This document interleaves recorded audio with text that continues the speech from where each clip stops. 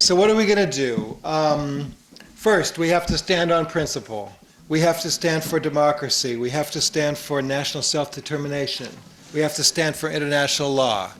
So we have to stand on principle against the whole framework that it's the U.S.'s task to sort the Middle East out. It's not democratic, it's against self-determination, and it's against international law. But that's a long-term, I guess you could call it sort of an ideological struggle to overturn American exceptionalism and build a constituency in the United States for a democratic approach to foreign policy. We talked about foreign policy for all in an attempt to articulate what that foreign policy would be like. In doing that, we have some allies who agree with us for different reasons. And I'm referring to, the realists, or at least some of the realists. I'm talking about Stephen Kinzer, Andrew Bacevich. People like this say, look, this interventionist strategy just isn't going to work. It never works. It always has blowback. So they're not reasoning from principle. They're reasoning from American interests, so-called, as they see it. But nevertheless, they're kind of consistently against this knee-jerk interventionism. So we have to work with them, but also distinguish from them. But both the peace and justice movement and these realists are trying to move away from an interventionist foreign policy. But that's going to be a long process. Now, on the policy itself, we have to move public opinion. And we do that through a whole variety of specific contradictions. The money is so expensive. The Pentagon wastes money. Right now, actually Friday they're going to vote on the omnibus appropriation for fiscal year 2015. It has 490 billion base spending. 63 billion overseas contingency operations, which was originally the Afghanistan war, but now it's just a slush fund, and the Pentagon doesn't even say what they're spending it on. 5 billion has been earmarked for the ISIS war, and I believe 700 million to train the Syrian rebels, the Free Syrian Army that Elaine was telling us about, I guess. So that's actually going to be voted on Friday. And again, budget for all. It comes down to, what do the American people want to be done with their taxpayers' money? Do they want, you want to fix climate change? It costs money. Do you want jobs? It costs money. Do you want schools, healthcare? Those things all cost money. So where are your priorities? So that's where we have to build an alliance with all the progressive sectors, not just the peace movement, that are looking from that ideological point of view, but in terms of a pragmatic, practical point of view.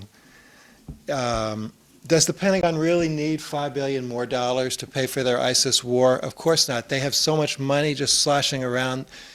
And Barbara Lee's always harping that the Pentagon can't pass an audit. They can't even tell you what they did with their money for the past 20 years. Their internal systems, obviously it's corruption and it's just mismanagement.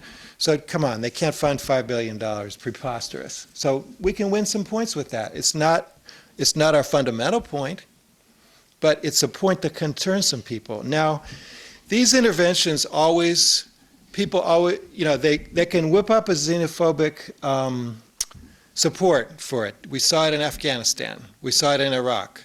Once they attack, the people are supporting it, or so that's what the polls say. But then, as the costs start to mount, both in dollars and lives, people gradually cool off, and they say, and we saw through our work as a peace movement, we were harping on that week after week, month after month. We started to see public opinion turn against the Iraq war, and then we saw it turn against the Afghanistan war. But it's a question of cost. Those pragmatic things are based on cost. Now, this is one of the first major wars the United States is trying to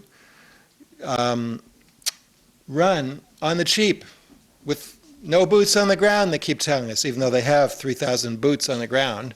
But comparatively speaking, compared to the battle for Fallujah, where they had thousands of U.S. infantry attacking, door to door, they're not going to do it that way. Or that's the goal. That's what they're trying to do. Why are they doing that? It's to control the erosion of public opinion. Just like the drone warfare, they've been able to go around into Yemen and Somalia and Pakistan and for several years and carry on wars with relatively little public opposition. Of course, our peace movement is consistently against those wars, but we haven't turned the majority of Americans against them yet. And that's because the cost is not as large. So the long term, we're going to do that ideological struggle. The short term, we're going to harp on the particular costs. Ultimately, they can't settle things in the Middle East, I think, with 3,000 troops and with bombers and by training the Free Syrian Army. There will be pressure to escalate. And that's what we can expect to happen. And that will strengthen our political hand as it does.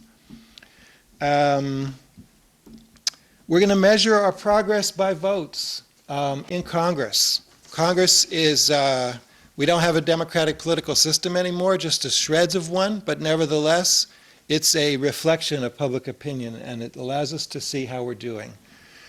If you look on these votes recently, the defense appropriation, of course, the Republicans are in the majority in the House. The defense appropriation bills, most of the Massachusetts delegation is against it. They vote no, no, no, because the Republicans pass it. They're buying even things that Obama doesn't ask for.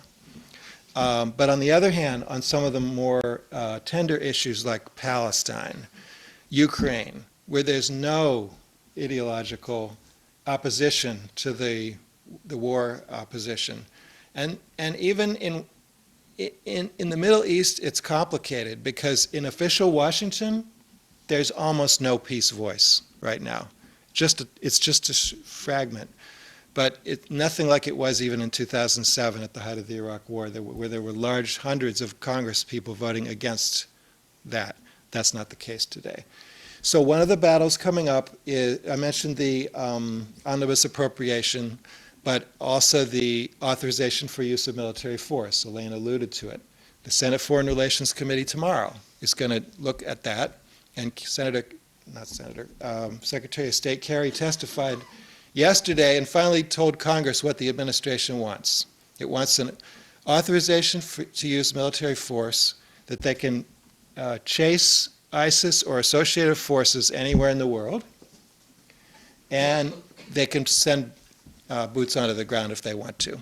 And Kerry said, oh, we don't want to tell ISIS that those things are off of bounds, because then they would somehow, exploit us. So, the balance of forces in Washington isn't good, and until the public opinion starts to turn, we will not be winning these votes. But what's critical is to try to establish a beachhead, try to establish a peace voice in the political system that will resist this war. I'm just going to mention the presidential race as well. Over the next 2 years, of course, we'll be in a presidential race. Hillary is to the right of Obama on this stuff, okay?